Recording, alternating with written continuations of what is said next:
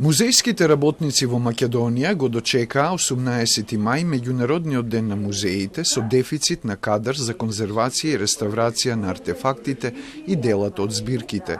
Има конзерватори, но не во доволен број во Музеот на современа уметност, Музеот на Македонија, Археолошкиот музеј и Националната галерија на Македонија, вели председателот на Македонскиот национален комитет на ИКОМ. Според него, ова е проблем што се провлекува со години.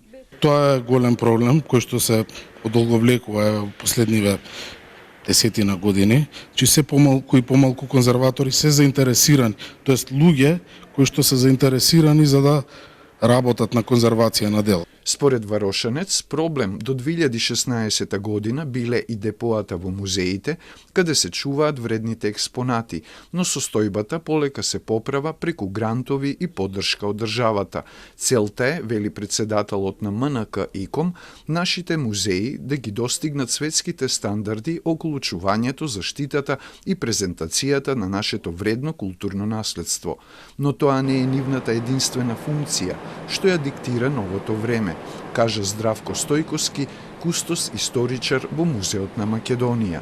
Треба да бидат двигатели на економскиот развој, креатори на нови иновации, на нови технологии, да соработуваат со науката, со образованието, да помагаат во изградбата на едно поинклузивно и поодржливо општество. Темата со која светот годинава го одбележува Меѓународниот ден на музеите е иднината на музеите во заедниците кои брзо се менуваат. Оваа тема соодветствува со едукативниот карактер на публикацијата за Кузман Јосифовски Питу, еден од двигателите и организаторите на антифашистичката борба за ослободување на Македонија во Втората светска војна, чиј автор е Стојковски. Таа денеска беше промовирана во Музеот на Македонија.